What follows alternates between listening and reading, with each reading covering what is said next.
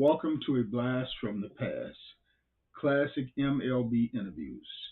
Today we start with the Hall of Famers, Mr. October, himself, Reggie Jackson. We got the Hall of Famer, the legend, and Mr. October himself, Reggie Jackson. How we doing today? I'm good. How are you? Coach? The coach. I got the Hall of Famer himself here, Mr. October. And you know, you have a very long itinerary for baseball. What are some of your fondest memories when you think back of your career? Oh, wow. Oh, man. That's a pretty big deal there. I've been around the game for 40-some years. You know, so it's whether I played my first All-Star game or signed my first contract in '66. Meeting Willie Mays and seeing Henry Aaron and seeing McCovey and Gibson and Koufax and getting to the Hall of Fame. Enjoying the games with my dad and having my dad fly in to see me play in different places. Spending time with him and brothers and sisters and family and great relationships I've made. And appreciation from the fans and being successful with great teams. The Yankees and the Oakland A's. You know, I just have so many memories there. They're all good. I have very few, not very many bad memories at all. You had such longevity in the game. What do you count for your longevity? God-given talent, good genes, family support from God. Good organizations I played in, like Oakland, of course. The owner of the team there, Charlie Finley, who's from the Chicago area, LaPorte, Indiana. Playing with the New York Yankees under the Steinbrenner family. I've had a wonderful time and been very fortunate. You know, I coached college ball and I scouted for 5 major league teams, and they always said that this was a man playing a kid's game. I mean, can you elaborate on how much fun it can be? Not really. It's just enjoyable. It's fun. It's a pleasure. I can't tell you how much fun it was for me, and tell someone else what that means or whatever. But it's it's just a wonderful opportunity. It's a great thing to be able to do. Play baseball and get paid. Now I watch games and get paid. So I still got it going. I'm still on scholarship. And you know, as Mr. October, I mean, the history books will ever remember Reggie Jackson. How does it make you feel to be in the Hall of Fame?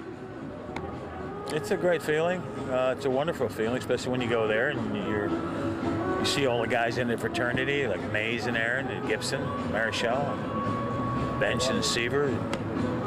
You know, Red Shane-Eats, Stan the Man. You know, it's Yogi and Whitey.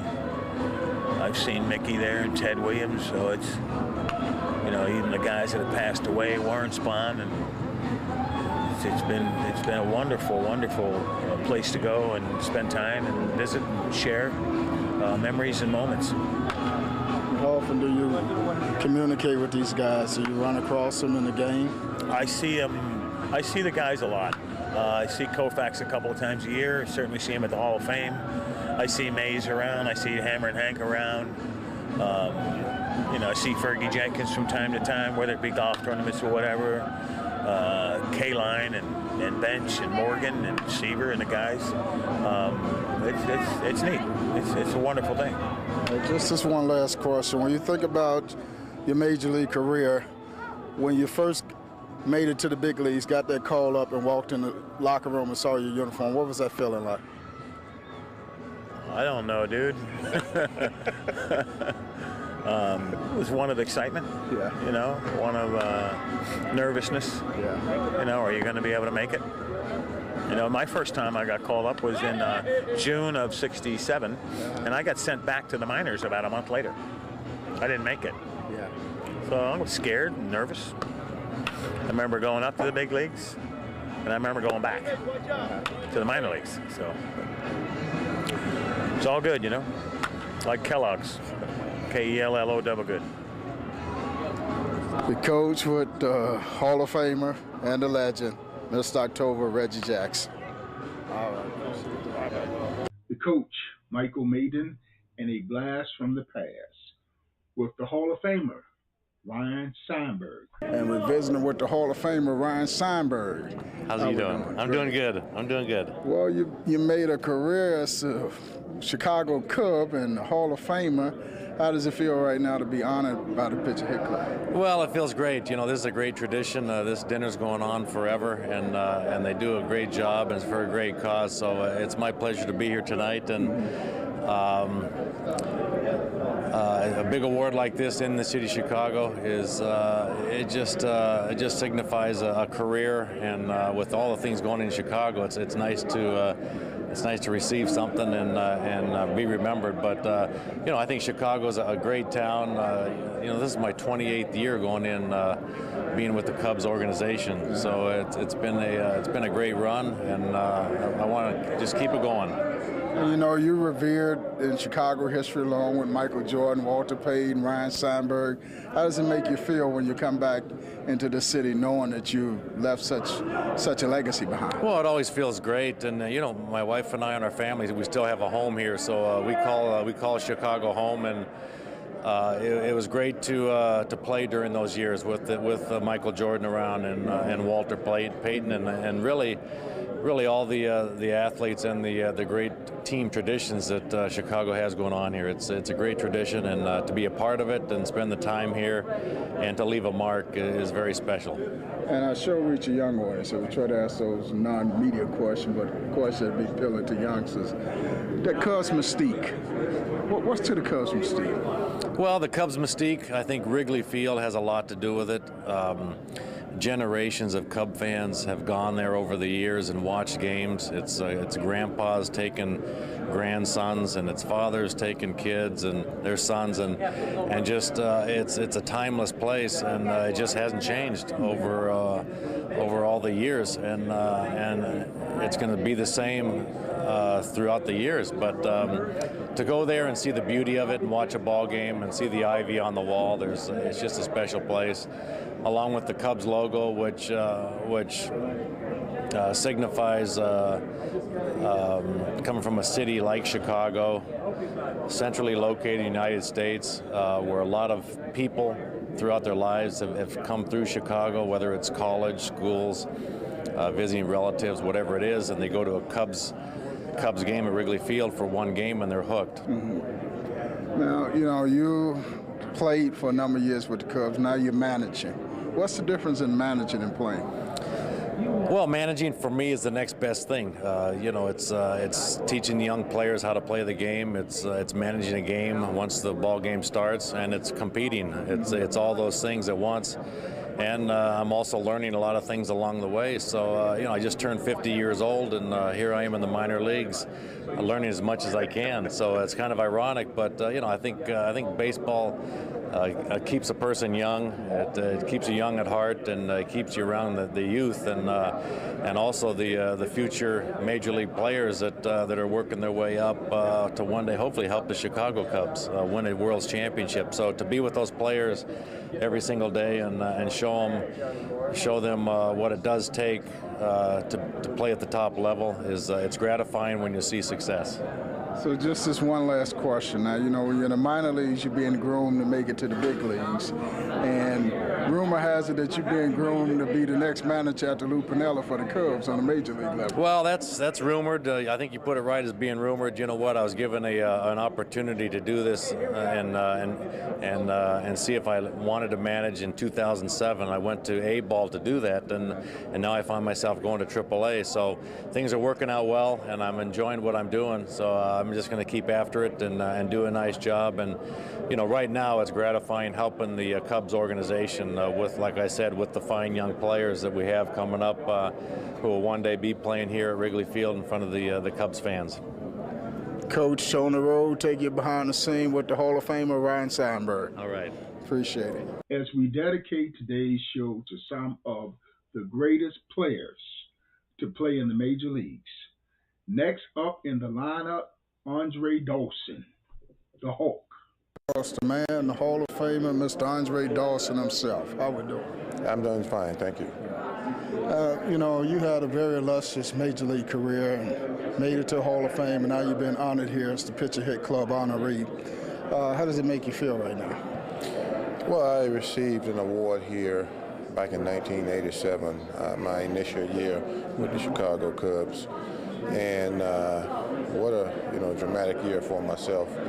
My first year here, winning the MVP award and being accepted as a hometown favorite. I'm with the regular faithful, and it was a unique experience for me. Opened my eyes as a ball player. Played 6 wonderful years here, and I've always enjoyed every opportunity that I've had to come back to the city of Chicago and work or do something with the Cub organization, or just to kick it around, relax, enjoy myself, and enjoy the city. You know, you became somewhat of a legend here in Chicago. Well, I won't go that far. I was a favorite. Of course, given the organization a blank contract, then winning an MVP award, kind of spoke volumes and made fans aware of, there's a difference in playing the game and loving the game and not just playing the game for the money. And like I say, eventually over time I became one of the favorites here, and Chicago was and always will be very special to me. As every kid dreamed of playing the big leagues. Let's take you back, little boys back. Where did it start for you? It started in rookie ball, Lethbridge, Alberta, the Pioneer League out in Western Canada. I was drafted by the Montreal Expos in the 11th round in 1975. I played a couple of years of minor league baseball. The year following Lethbridge, I played AA 2 months in Quebec City, and then I played the last 3 months of that year in Denver, which was at AAA farm club, and in the big leagues all in the same year. So my stint in the minor leagues was real brief, all of about a year and a half. You was in high school. Did you know you'd be in the big leagues? Did you have that dream? No, it was a far and remote dream as a kid. A million kids want to grow up and do the same thing, and I just kept telling myself, and I had influence from my mother, my grandmother, about, follow your dreams, set goals. You surround yourself with people who can play an important role in your upbringing, in your life. The ones who won't necessarily stroke you always, but kick you in the rear end when that's needed. And I tried to do that. I tried to surround myself with positive people, and just follow my vision and work in that direction. And you got to have a little luck. You got to be dedicated, determined, have the desire to want to get to that level. And that's all I knew growing up. And lo and behold, everything just kind of worked out for me. Now, we got about 1 million young aspiring baseball players watching you. Take us back to when you made it to the big leagues for the first time and walked in that locker room and saw your uniform. What was that feeling like? Well, it was in Pittsburgh, and just the excitement of being called up with a couple of teammates, finally getting to the big leagues, and seeing the major league players that you had followed throughout the organization, and some of whom you had briefly met, and to finally get into a big league stadium and to step out on that field and see the likes of Willie Stargell, Dave Parker. Of course you're in awe, you're excited, you're pinching yourself. Is this for real? The excitement it was overwhelming, but I had to, at the end of the day, say, at the end of the night, I should say, get on my knees and just thank God that my dream had come true. Last question: 20 plus years later, you get that call, say you made it to the Hall of Fame. What was that feeling like? Very humbling experience. I felt my career had come full circle, and I never really played the game for that purpose. I just would hope that I would just get an opportunity one day, and for me, longevity was the key. Being able to persevere And if you do it and you do it on a consistent basis, the numbers pile up. And at the end of your career, you never know what might happen. But to be enshrined into a fraternity that's the elite, the best to ever play the game, when I got that call, my body just went numb. I said, finally, at last.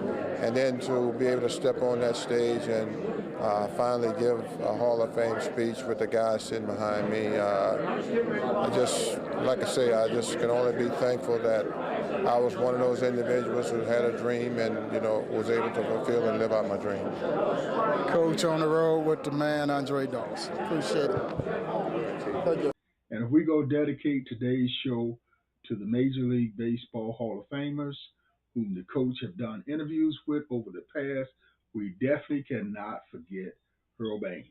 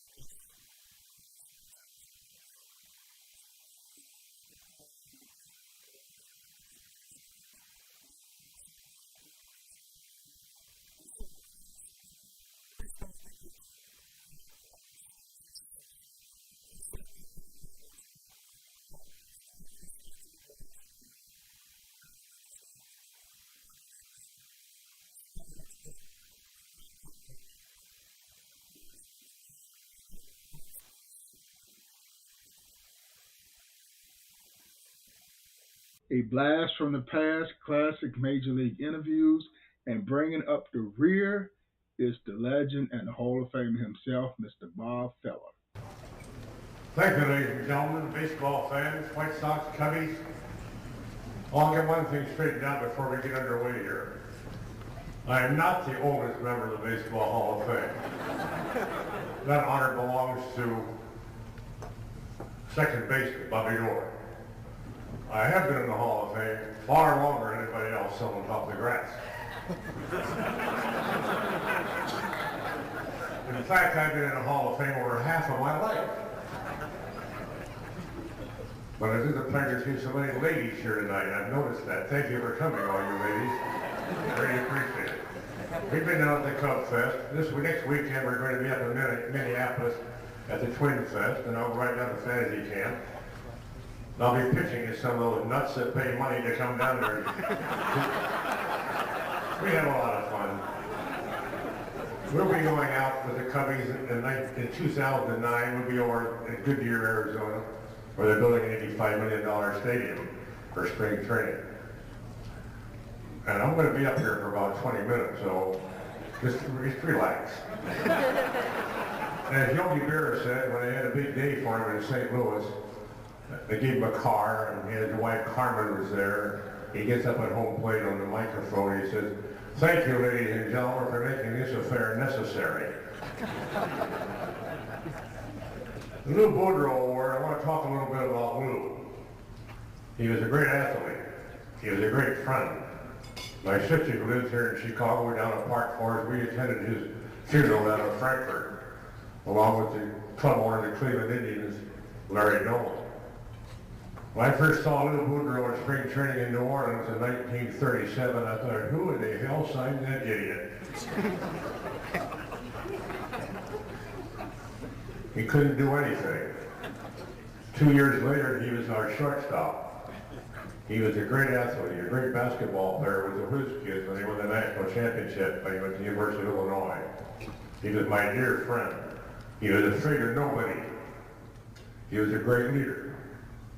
And we were great friends. The last time the Indians won the pennant was in '48. He went 4 for 4 when he tied the Red Sox. He went to Boston on a train overnight.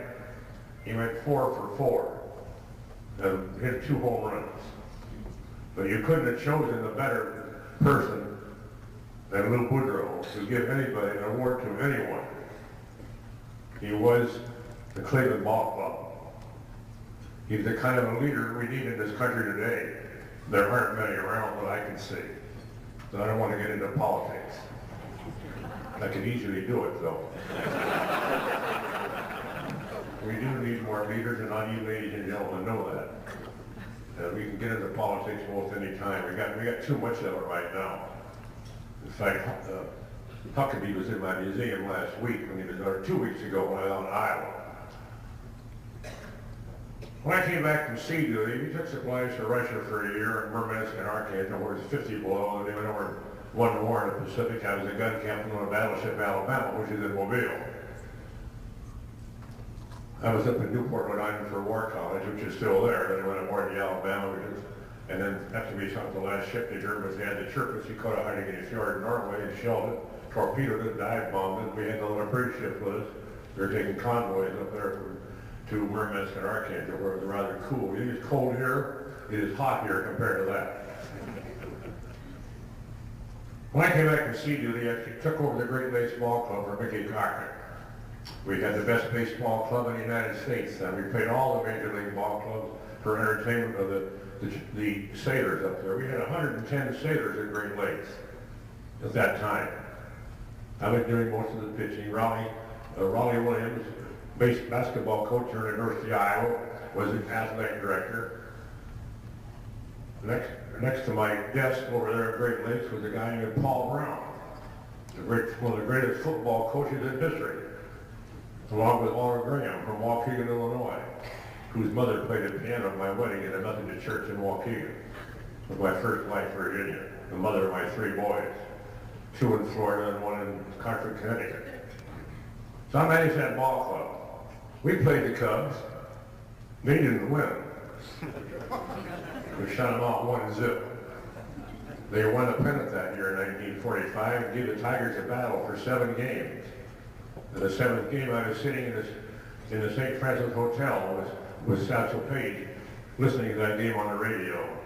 I was pitching against Satchel that night in the old Emeraldville ballpark over in Oakland, California, at the east end of the Bay Bridge.